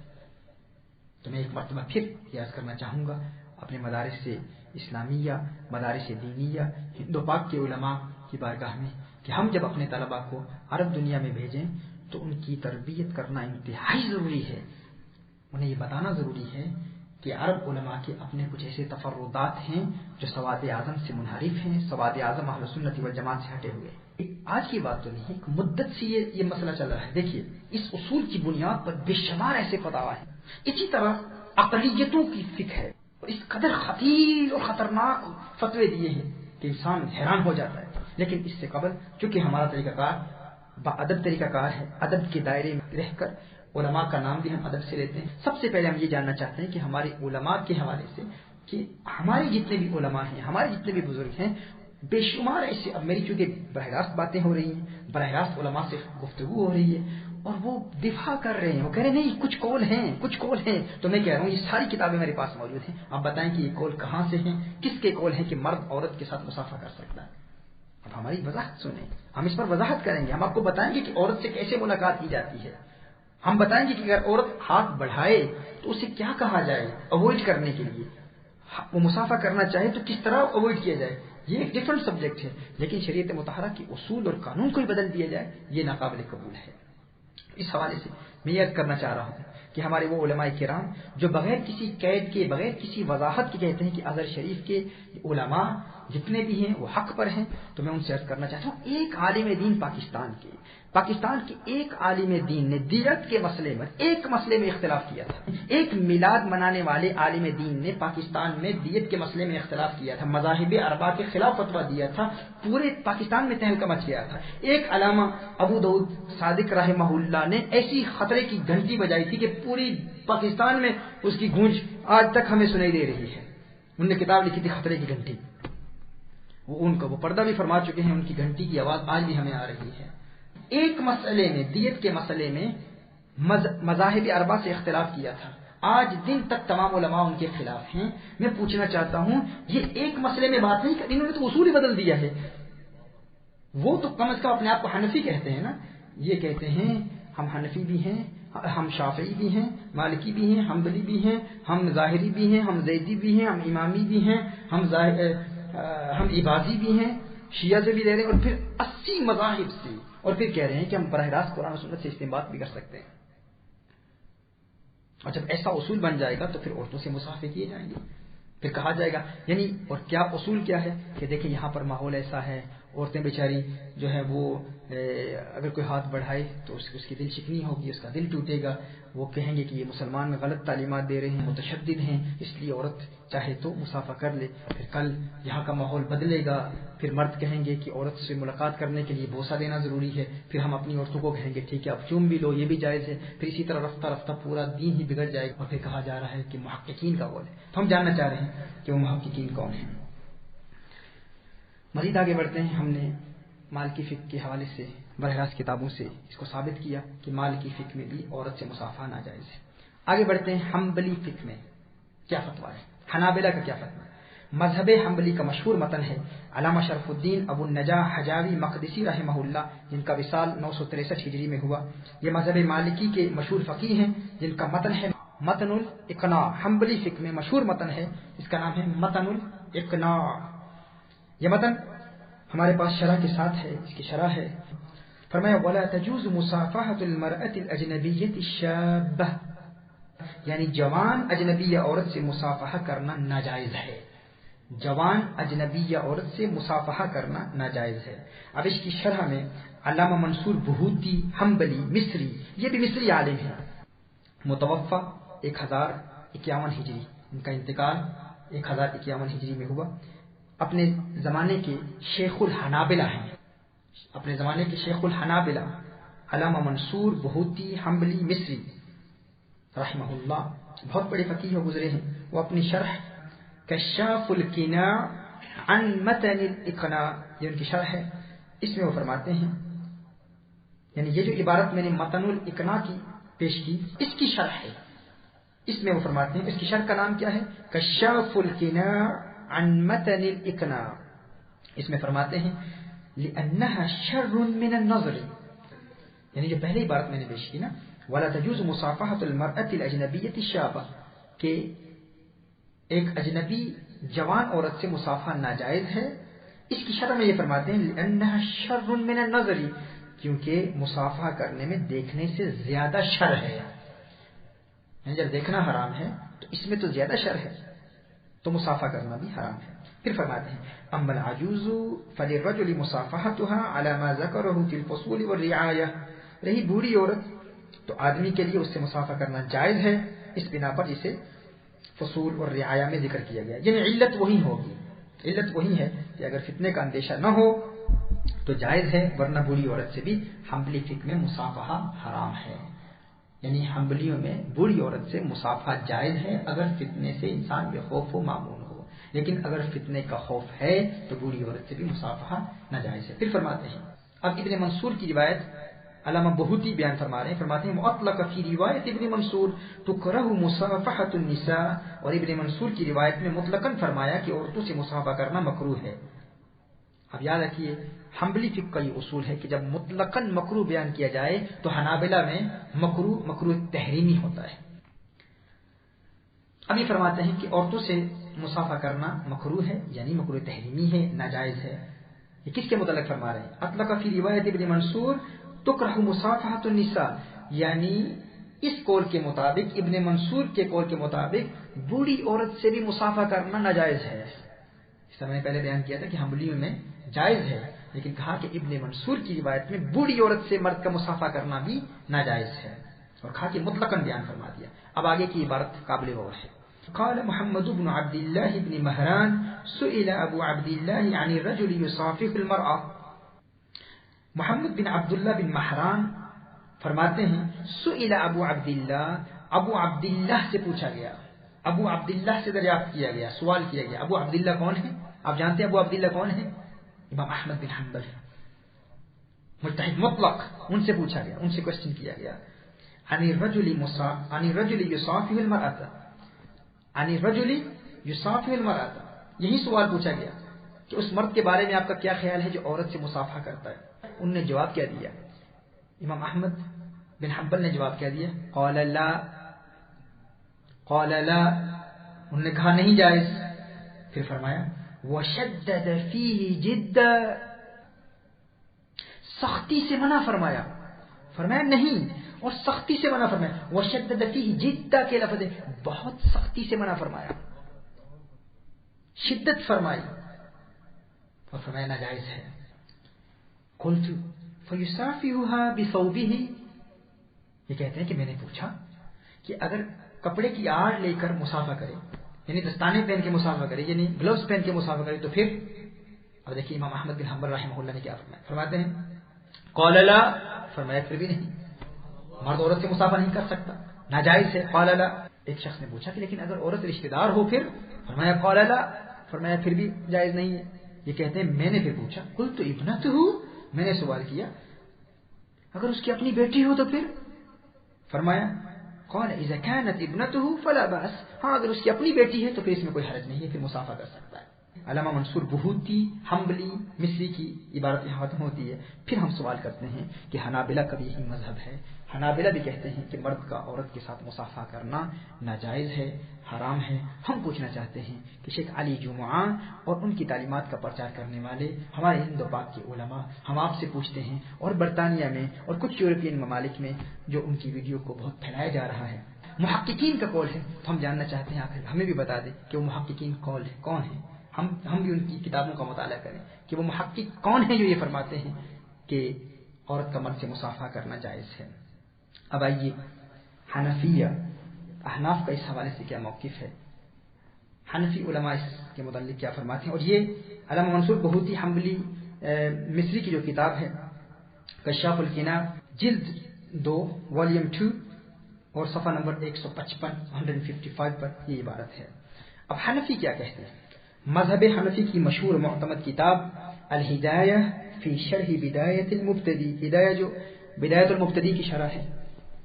حنفی فقہ کا ادنا طالب علم بھی اس کتاب کی اہمیت سے آگاہ ہے، اور خصوصیت اس کتاب کی یہ ہے کہ اس میں فقہ حنفی کے معتمد اور مفتبی اقوال جمع کیے گئے ہیں. اس کتاب میں صاحب ہدایہ کتاب الکراہیت فصل فی الوطء والنظر واللمس، اس میں فرماتے ہیں ولا يحل له ان يمس وجهها ولا كفها وان كان يأمن الشهوة، فرماتے ہیں کہ یہ جائز نہیں ہے، مرد کے لیے حلال نہیں ہے کہ وہ اجنبی عورت کے چہرے کو چھوئے، اور نہ ہی اس کی ہتھیلی کو چھونا اس کے لیے جائز ہے اگرچہ وہ شہوت سے بے خوف و معمون ہو. پھر بھی مرد کے لیے اجنبیہ کے ہاتھ کو چھونا جائز نہیں ہے.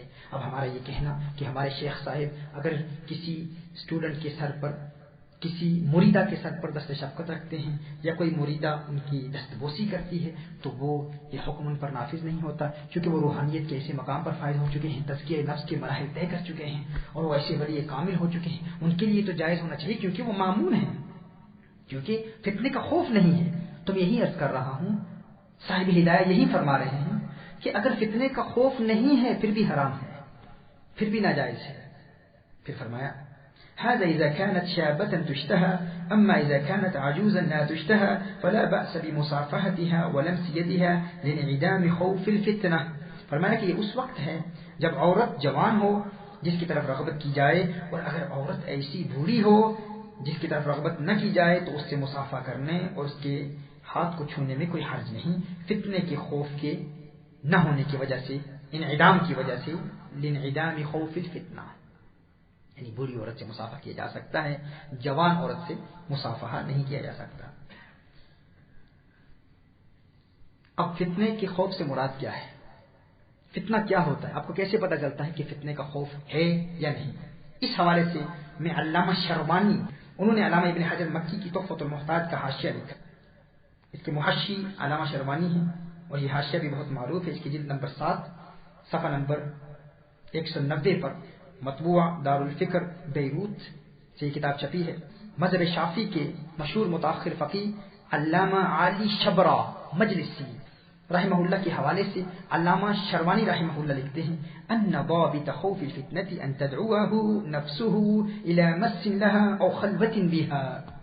فرماتے ہیں کہ فتنے کے خوف کا ضابطہ کیا ہے، کیونکہ ان کتابوں میں اکثر اس بات کا ذکر آیا ہے کہ اگر بوڑھی عورت ہو تو فتنے کا خوف ہو، فتنے کا اندیشہ ہو تو انسان اس بوڑھی عورت سے بھی مصافحہ نہیں کر سکتا. تو کہا کہ فتنے کے خوف کا اندیشہ کیا ہے، آپ کو کیسے پتہ چلے گا کہ فتنے کا خوف ہے یا نہیں ہے؟ تو کہا اس کا ضابطہ یہ ہے ان ضابط خوف الفتنة ان تدعوه نفسه الى مس لها او خلوة بها. کہا جب انسان کا نفس انسان کو اس طرح دعوت دے کہ وہ اسے ہاتھ لگائے، اسے چھوئے، انسان کا نفس چاہے کہ اسے چھوئے یا اس کے ساتھ تنہائی خلوت اختیار کرے، خلوت کا چاہنا اور ہاتھ لگانے کا جی چاہنا، اگرچہ اس پر عمل نہ بھی کر رہا ہو، وہ ہاتھ لگاتا نہیں ہے، تنہائی اختیار نہیں کرتا، لیکن جو ہی اس کے دل میں یہ خواہش پیدا ہو تو یہی فتنے کا خوف ہے.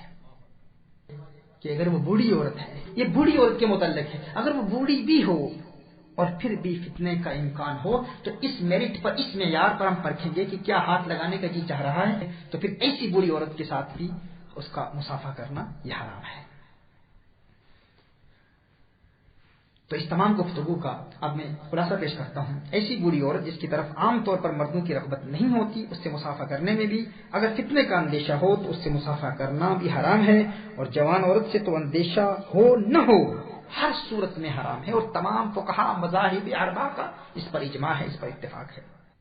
اب انسان اس کی کوئی بھی تعلیل پیش کر سکتا ہے، یعنی اگر جوان عورت ہے تو ہر حال میں حرام ہے. وہ کہے کہ نہیں جی میری کزن سسٹر ہے، بیرونی کزنس، بی relatives, she is my Islamic sister, یہ میری مذہبی بہن ہے، دینی بہن ہے، یہ میری پیر کی مریدنی ہے، پیر کہے کہ یہ میری مریدہ ہے، مطلقاً ناجائز ہے، اور اس پر مذاہب اربعہ کا اتفاق ہے.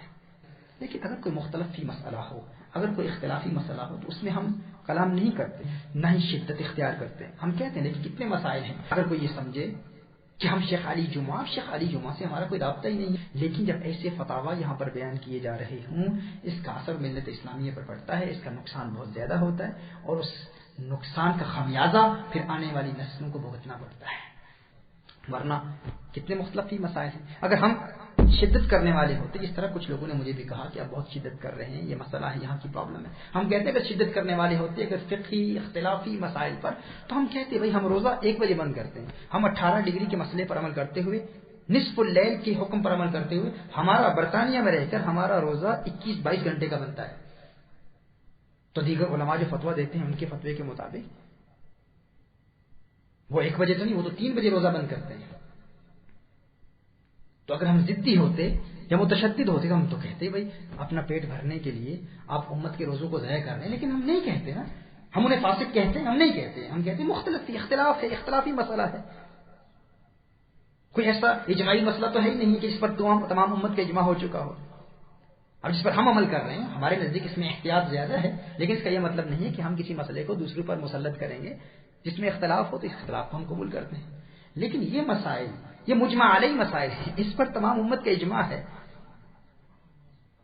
اب جس طرح میں نے کہا کہ سواد اعظم اہل سنت والجماعت کے نزدیک مذاہب اربعہ سے خروج ناجائز ہے اور یہ اجماع کے خلاف ہے. تو محترم احبہ، اگر کوئی عام شخص یہ بات کہتا، کوئی جاہل شخص، تو ہم سمجھ جاتے، لیکن یہ اتنے بڑے عالم، اتنے مستند عالم جن کا فتویٰ پوری دنیا میں چلتا ہو، وہ یہ کہہ رہے ہیں، تو ان کا یہ جملہ انتہائی خطیر ہے، اس لیے ہمارے لیے ضروری تھا کہ اس کی وضاحت کرتے ہیں. اب ہم واپس چلتے ہیں ان عبارتوں کی جانب جو میں نے ابتدا میں المتشددون کے حوالے سے میں نے بیان کیا، اور اس حوالے سے ایک مزید وضاحت بھی میں کرنا چاہوں گا طلاق کے مسئلے کے بارے میں. ایک مرد اپنی زوجہ کو طلاق دیتا ہے، ایک ہی نشست میں 3 طلاقیں دے دی، زوجہ اس کی طلاق سے، اس کے نکاح سے نکل گئی.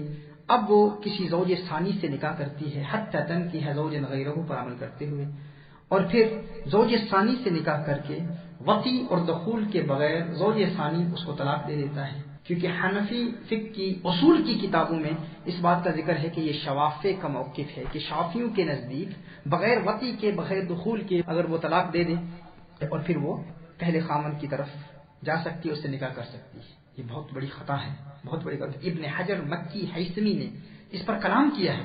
انہوں نے کہا کہ یہ قول بشر المریسی کا ہے جو معتزلی تھا، اور کچھ نے اس کو مرجع کہا ہے، اس میں ارجاع بھی تھا، اس میں اعتدال بھی تھا. بشر مریسی اس کا یہ قول ہے. اور پھر یہ لیا کس سے جا رہا ہے؟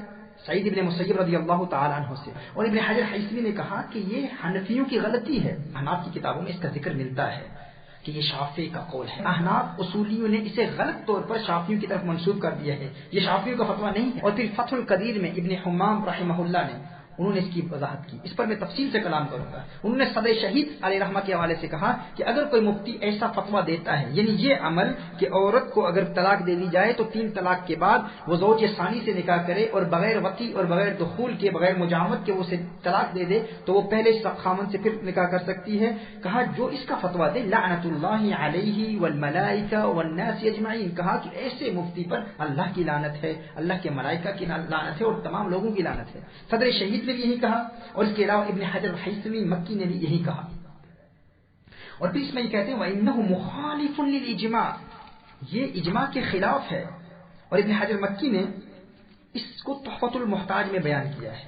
تو میں نے چاہا کہ اس پر میں تفصیل سے خطاب کروں گا جب ہم طلاق ثلاثہ کے مسئلہ پر شیخ علی جمعہ اور دیگر مفتیان ازہر جو طلاق ثلاثہ کے فتویٰ پر ابن تیمیہ سے فتویٰ لیتے ہیں، اس کا جب ہم رد کریں گے تو اس وقت انشاءاللہ ہم تفصیل سے بیان کریں گے اس حوالے سے کہ یہ ناجائز ہے اور تمام مذاہب میں، مذاہب اربعہ میں یہ حرام ہے. اب میں صرف عربی عبارتیں پیش کرتا ہوں ان علماء اور ان طلاب العلم کے لیے، بالخصوص طلبہ کے لیے. عربی عبارتیں جو میں نے سب سے پہلے المتشددون اور البیان کے حوالے سے جو میں نے پہلے بیان کیا. اب کسی کے ذہن میں یہ اندیشہ بھی ہو سکتا ہے کہ شیخ علی جمعہ اگر کہہ رہے ہیں کہ 4 مذاہب کے علاوہ بھی کسی قول پر فتویٰ دینا جائز ہے تو کیا واقعی جائز ہے؟ کیونکہ اس پر تو ہم نے دلائل پیش نہیں کیے. اب دلائل پیش کرنے کا وقت بھی نہیں ہے کیونکہ جیسے کہ آپ جانتے ہیں کہ ہمارا آگے پروگرامز ہیں، آگے سفر ہے. تو میں صرف اور میری کوشش ہوگی کہ آج کی اس نشست میں فقط جواباً میں عبارتیں پیش کر دوں، ائمہ اربعہ کی عبارتیں پیش کر دوں. اور یہ عبارتیں صرف اور صرف طلبہ کے لیے ہیں، طلاب العلم کے لیے ہیں، علمی ذوق رکھنے والے، کتابیں پڑھانے والوں کے لیے ہیں، تاکہ ان کے ذہن نشین ہو جائیں. اور پھر ان عبارتوں پر ہمارا جو بھی عالمی دورہ ہو رہا ہے، ورلڈ ٹور ہو رہا ہے، آپ جانتے ہیں کہ پاکستان اور پھر آگے سری لنکا اور ساؤتھ افریقہ اور آسٹریلیا، گریس اور کہاں کا ہے جی، سورینام کا انشاءاللہ، اور پوری دنیا کا ایک تقریباً ہمارا ایک بہت بڑا ایک دورہ ہو رہا ہے. میری کوشش ہوگی کہ اس دوران ہی، بلکہ حتی الاستطاعت میں کوشش کروں گا کہ پاکستان میں ہی انشاءاللہ اس مسئلے پر یہ جو ابھی عبارتیں میں پیش کر رہا ہوں علماء کی، ان پر تبصرہ بھی کروں گا، ان پر تفصیل سے کلام بھی انشاءاللہ میں کروں گا. اور پھر اسی دورے کے دوران ہی جہاں بھی ہم ہوئے انشاءاللہ کتابیں ہمارے ساتھ ہی ہوتی ہیں، تو انشاءاللہ ہماری کوشش ہوگی کہ آگے پھر طلاق ثلاثہ کے مسئلہ پر، اور پھر یہ جو دوسرا مسئلہ میں نے ابھی بیان کیا ہے کہ ایک عورت کو اگر طلاق دے دی جائے تو زوج ثانی سے اگر وہ نکاح کر لے اور بغیر دخول اور وطی کے اگر وہ طلاق دے دے تو یہ شافعیوں کا یہ مذہب نہیں ہے، یہ مذہب شوافع نہیں ہے. اور جس طرح میں نے ابن حجر مکی کے حوالے سے کہا کہ انہوں نے کہا کہ اس میں احناف سے کچھ تسامح ہوا ہے کہ انہوں نے اپنی کتابوں میں اس کا ذکر کیا، جیسے ہماری اصول کی چند کتابوں میں اس کا ذکر ملتا ہے. لیکن اس وقت میں صرف اور صرف چند عبارتیں پیش کر دیتا ہوں تاکہ یہ واضح ہو جائے کہ جو شیخ علی جمعہ جنہوں نے المتشددون میں جو فرمایا ہے وہ غلط ہے، وہ خطا ہے، اور کسی کے ذہن میں یہ نہ ہو کہ کہیں ان کی باتیں حق پر مبنی نہ ہوں. اور اس میں ٹرانسلیشن نہیں پیش کر پاؤں گا، صرف اور صرف میں عربک ٹیکسٹ پیش کرتا ہوں، آپ اس کو سماعت فرما لیں اور طلاب العلم اور علماء کرام اس کو نوٹ کر لیں اور اس کے حوالے بھی لکھ لیں. سب سے پہلے علامہ احمد بن محمد بن اسماعیل طحطاوی، یہ حنفی فقہ سے سب سے پہلے میں مذہب حنفی سے پیش کرتا ہوں. اور آپ نے اپنے مشہور در مختار پر جو ان کا حاشیہ ہے، مشہور حاشیہ حاشیہ طحطاوی، اس میں علامہ طحطاوی لکھتے ہیں صفحہ نمبر جلد نمبر 4 صفحہ نمبر 153 پر حاشیہ طحطاوی میں فرماتے ہیں وَهَذِهِ الطَّائِفَةُ النَّاجِيَةُ قَدِ اجْتَمَعَتِ الْيَوْمَ فِي مَذْهَبٍ وهم الحنفيون والمالكيون والشافعيون والحنبليون رحمهم الله ومن كان خارجا عن هذه الأربعة في هذا الزمان فهو من أهل البدعة والنار. اس کے بعد شاہ ولی اللہ محدث دہلوی اہل حق بھی ان کا احترام کرتے ہیں اور اہل بدعہ بد مذہب بھی ان کا احترام کرتے ہیں، ان کو عزت اور احترام کی نگاہ سے دیکھتے ہیں۔ ہرچند کہ ہمارے اور میرے شیخ کریم حضرت فیض کریم رحمہ اللہ کے ان کے حوالے سے کچھ تحفظات ہیں، اور ہند و پاک کے کچھ ایسے علماء بھی ہیں جو ان کے خلاف بھی کلام کرتے ہیں، لیکن چونکہ بدعقیدہ ان کو قبول کرتے ہیں۔ اور شاہ ولی اللہ محدث دہلوی کے حوالے سے اکثر اہل سنت والجماعت کا نظریہ یہی ہے کہ یہ اہل حق ہیں۔ یہ اپنی معروف کتاب عقد الجید فی احکام الاجتہاد والتقلید، اس میں صفحہ نمبر 41 پر فرماتے ہیں وَلَيْسَ مَذْهَبٌ فِي هَذِهِ الْأَزْمِنَةِ الْمُؤَخِّرَةِ بِهَذِهِ الصِّفَةِ إِلَّا هَذِهِ الْأَرْبَعَةِ، پھر فرمایا إِلَّا مَذْهَبَ الْإِمَامِيَّةِ وَزَيْدِيَّةِ وَهُمْ أَهْلُ الْبِدْعَةِ لَا يَجُوزُ الْاعْتِمَادُ عَلَى أَقَاوِيلِهِمْ، لا يجوز الاعتماد على أقاويلهم، فرماتے ہیں کہ یہ زیدیہ اور امامیہ اگر ان کی فقہ مدون ہو چکی ہے، اور اگر ان کی فقہ میں، ان کے مذہب میں وہ صفات پائی جاتی ہیں جو مطلوبہ صفات ہیں، ان پر ہم تفصیل سے کلام کریں گے، فرمایا لیکن یہ تو اہل بدعت ہیں، یہ تو بدعتی ہیں، وهم اہل البدعۃ لا يجوز الاعتماد على اقاویلهم، ان کے اقوال پر اعتماد نہیں کیا جا سکتا۔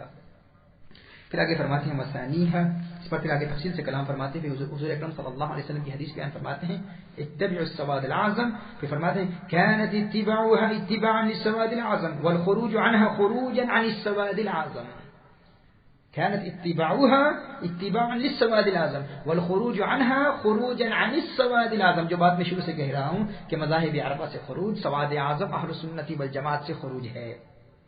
اس کے بعد سماعت فرما لیں علامہ ابن نجیم حنفی مصری، جن کا وصال 970 ہجری میں ہوا، وہ فرماتے ہیں وما خالف الأئمة الأربعة مخالف للإجماع وإن كان فيه خلاف لغيرهم فقد صرح في التحرير أن الإجماع انعقد على عدم العمل بمنسب مخالف للأربعة لانضباط مذاهبهم وانتشارها وكثرة أتباعهم۔ یہ کون فرما رہا ہے؟ ابن نجیم حنفی مصری، یہ بھی مصری عالم ہیں، مصر کے عالم ہیں، حنفی ہیں۔ یہ حنفی فقہ کے 3 حوالے آپ کی بارگاہ میں پیش کیے۔ مالکیہ کیا فرماتے ہیں اس حوالے سے؟ مذاہب اربعہ سے خروج کے حوالے سے مالکی کیا فرماتے ہیں؟ علامہ شہاب الدین نفراوی الازہری، علامہ نفراوی بھی ازہری ہیں، مالکی فقیہ علامہ نفراوی الازہری المالکی، ان کا وصال 1126 ہجری میں ہوا۔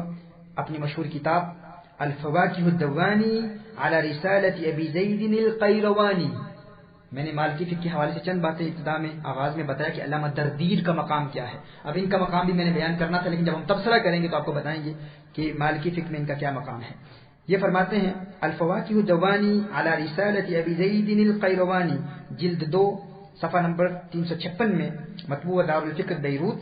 یہ فرماتے ہیں فإذا اختلف الصحابة في مسألة على قولين جاز لأحد الصحابة أن يحدث ثالثا، فإذا انقرض عصر الصحابة بحيث لم يبق منهم أحد فليس للتابعين إحداث ثالث، وكذا إذا اختلف التابعون جاز للتابعين إحداث ثالث، پھر فرمایا دون تابع التابعين، وهكذا لما في الخروج عن اتباع المجتهدين من خرق الإجماع، پھر فرمایا وقد انعقد اجماع المسلمين اليوم على وجوب متابعة واحد من الأئمة الأربعة أبي حنيفة ومالك والشافعي وأحمد بن حنبل رضي الله تعالى عنهم أجمعين، وعدم جواز الخروج عن مذاهبهم، وإنما حرم تقليد غير هؤلاء الأربعة من المجتهدين مع أن الجميع على هدى لعدم حفظ مذاهبهم لموت أصحابهم وعدم تدوينها۔ اگر ذہن میں یہ خدشہ پیدا ہو کہ جو میں نے کہا ہے ابتدا میں وہ غلط ہے، تو اب دیکھ لیجیے کہ مالکی کیا کہہ رہے ہیں، حنفی کیا کہہ رہے ہیں۔ علامہ نفراوی مالکی ازہری، ان کی عبارت بھی آپ نے گوش گزار کی۔ اب آگے بڑھتے ہیں شافعی فقہ میں۔ شافعی فقہ کی معروف اصول فقہ کی کتاب ہے البحر المحیط، اصول فقہ کی کتاب ہے شافعی فقہ کی۔ البحر المحیط میں 8ویں صدی ہجری میں وصال فرمانے والے، 794 ہجری میں وصال فرمانے والے امام بدر الدین زرکشی، کون نہیں جانتا بدر الدین زرکشی کو، شافعی فقہ کے مستند معتمد معتبر فقیہ اصولی علامہ بدر الدین زرکشی مشہور اصولی و فقیہ ہیں۔ یہ فرماتے ہیں والحق ان العصر خلا عن المجتهد المطلق لا عن مجتهد في مذهب احد الائمه الاربعه، وقد وقع الاتفاق بين المسلمين على أن الحق منحصر في هذه المذاهب وحينئذ فلا يجوز العمل بغيرها فلا يجوز أن يقع الاجتهاد إلا فيها. علامہ زرکشی فرما رہے ہیں. آگے بڑھتے ہیں. امام جلال الدین سیوطی الشافعی رحمہ اللہ متوفى 911 ہجری فقہ شافعی کے اصول پر مشتمل اپنی مشہور زمانہ کتاب الاشباح والنظائر میں امام سبکی کے حوالے سے، اب یاد رکھیں ابن سبکی کون ہیں؟ تاج الدین سبکی. ابن سبکی کے حوالے سے جو بیان کیا جاتا ہے کہ ان کے نزدیک مذاہب اربعہ سے خروج جائز ہے، اس پر ہم کلام تفصیل سے کریں گے. تاج الدین سبکی کون ہیں؟ تقی الدین سبکی کے بیٹے ہیں. ہمارے نزدیک جو ان کا کلام ہے جس کو یہ لوگ پیش کرتے ہیں ہم اس کی تطبیق کرتے ہیں، اور ہم نہیں کرتے، ہمارے اکابر علماء تطبیق کرتے ہیں. لیکن اس وقت ہم امام سبکی کی عبارت پیش کر رہے ہیں، اور وہ تطبیق ہم انشاءاللہ تعالی اس کو ہم آنے والے دنوں میں آنے والے لیکچرز میں ہم کریں گے. لیکن صرف اور صرف آپ کی اطلاع کے لیے آپ کو بتاتا ہوں، اگر کوئی شخص وہ قول بیان کر دے ابن سبکی کا تو اس کی بھی وضاحت ہم کریں گے، اور بہت تفصیل سے ہم اس پر کلام کریں گے انشاءاللہ. یہ فرماتے ہیں قال وما خالف المذاهب الاربعه فهو كالمخالف للاجماع. امام سبکی کہتے ہیں قال وما خالف المذاهب الاربعه فهو كالمخالف للاجماع. یہ کون کہہ رہا ہے؟ امام سیوطی امام سبکی کے حوالے سے بیان فرما رہے ہیں. آگے بڑھتے ہیں. 14ویں صدی ہجری کے مکہ المکرمہ کے نقیب الاشراف علامہ زینی دہلان کے شاگرد علامہ سید علوی بن احمد سقاف مکی رحمہ اللہ متوفى 1310 ہجری. یہ بھی شافعی ہیں اور فقہ شافعی کی مشہور کتاب فتح المعین پر ان کا ایک حاشیہ ہے ترشیح المستفیدین بتوشیح فتح المعین. اس کا ذکر پہلے بھی ہوا. ایک حاشیہ اعانۃ الطالبین ہے اور دوسرا ان کا حاشیہ ہے ترشیح المستفیدین بتوشیح فتح المعین. اس کے صفحہ نمبر 4 پر شیخ سید علوی بن احمد ثقاف مکی رحمہ اللہ فرماتے ہیں وليست المذاهب متبوعة منحصرة في الأربعة لأن المجتهدين من هذه الأمة لا يحصون كثرة وكل له مذهب من الصحابة والتابعين نحو 11 مذهبا مقلدة أربابها مدونة كتبها وهي الأربعة المشهورة ومذهب سفيان الثوري ومذهب سفيان بن عيينة ومذهب ليث بن سعد ومذهب إسحاق بن راهويه ومذهب ابن جرير ومذهب داود ومذهب الأوزاعي وكان لكل منها يفتون بقولهم ويقضون إن من قردوا بعد 500 لموت العلماء وقصور الهمم. آگے پھر فرماتے ہیں ومع ذلك فقد صرح جمع من أصحابنا بأنه لا يجوز تقليد غير الأئمة الأربعة وعللوا ذلك بنسبتها إلى أربابها لعدم الأسانيد المانعة من التحريف والتبديل بخلاف المذاهب الأربعة فإن أئمتها بدلوا أنفسهم في تحرير الأقوال وبيان ما ثبت عن قائله وما لم يثبت فأمن أهلها من كل تغيير وتحريف وعلموا الصحيح من الضعيف. آگے دیکھیں حنبلی فقہ میں یہ ہم نے شافعی فقہ کے تمام حوالے پیش کر دیے. یعنی عند الشوافع 4 مذاہب سے خروج، 4 مذاہب سے انحراف اجماع کی خلاف ورزی ہے. اگر کوئی شخص مذاہب اربعہ کے خلاف قول پر فتویٰ دیتا ہے تو وہ اجماع کا مخالف ہے. آگے حنبلی فقہ میں حنابلہ کی عبارت کی سماعت فرما لیں. علامہ شمس الدین ابو عبداللہ محمد بن Mufleh the leading authority in حنبلی فقہ اور ایک prolific رائٹر ہیں، بہت بڑے عظیم اسکالر ہیں. اپنی مشہور مستند کتاب الفروع میں ابن مفلح الفروع میں لکھتے ہیں جلد نمبر 11 صفحہ نمبر 103. یہ فرماتے ہیں قال الشیخ النسبة إلى إمام في الفروع كالأئمة الأربعة ليست بمذمومة فإن اختلافهم رحمة واسعة واتفاقهم حجة قاطعة. یہ فرماتے ہیں کہ شیخ نے فرمایا حنبلی فقہ میں فرماتے ہیں شیخ نے فرمایا. اب حنبلی فقہ میں حنابلہ متاخر حنابلہ میں اکثر یہ اصطلاح استعمال کی جاتی ہے جب وہ اپنی کتابوں میں قال الشیخ کہتے ہیں کہ شیخ نے فرمایا. شیخ سے مراد کون ہیں؟ موفق الدین ابن قدامہ جو غوث اعظم پیران پیر میرا دستگیر کے شاگرد. ابن قدامہ کتنی بڑی اتھارٹی ہیں حنبلی فقہ میں، یہ غوث اعظم کے شاگرد ہیں. یعنی حنبلی جب بھی کہتے ہیں، متاخرین حنبلی جب بھی کہتے ہیں قال الشیخ، تو اس شیخ سے مراد کون ہے؟ ابن قدامہ ہے. ان کے حوالے سے کہتے ہیں ابن قدامہ مقدسی کے حوالے سے کہ شیخ نے فرمایا، اور اس کا ترجمہ تو میں بھی نہیں پیش کروں گا، یہ بعد میں تفصیل سے. پھر آگے فرمایا کہ ان الاجماع، کہ اجماع انعقد على تقلید كل من المذاهب الاربعه وان الحق لا يخرج عنهم، وان الحق لا يخرج عنهم. یہ ابن قدامہ کا قول بھی آپ کی بارگاہ میں پیش کر دیا. اس سے مزید وضاحت آگے ابن رجب حنبلی کی تو بھی میں نے بات ہی نہیں کی، انہوں نے پوری کتاب اس موضوع پر لکھ دی ہے. تو انشاءاللہ تفصیل سے ہم اس پر کلام کریں گے. اللہ جل وعلا ہمیں اہل حق، اہل سنت والجماعت کے نظریات و اعتقادات پر تا دم آخر کاربند رہنے، قائم رہنے کی توفیق عطا فرمائے، اور نبی کریم صلی اللہ علیہ وآلہ وسلم کی تعلیمات جو ہمارے اسلاف، جو ہمارے بزرگوں کے ذریعے ہم تک پہنچی ہیں، انہی کا پرچار کرنے کی اللہ جل وعلا ہمیں توفیق عطا فرمائے. آج کی اس نشست میں ہم نے شیخ علی جمعہ صاحب کی کتاب کا ایک حوالہ دیا، 2 کتابوں کا حوالہ دیا، جس میں انہوں نے بیان کیا مذاہب اربعہ کے قول کے علاوہ دیگر مذاہب کے اقوال پر فتویٰ دینا بھی جائز ہے، بلکہ یہاں تک فرما دیا کہ 80 مذاہب کے قول پر ہم فتویٰ دیتے ہیں. پھر یہاں تک فرما دیا کہ کتاب و سنت سے براہ راست استنباط کے جواز کے بھی ہم قائل ہیں، اور اس کو کہا کہ یہ منہج ازہری ہے، یہ ازہری منہج ہے.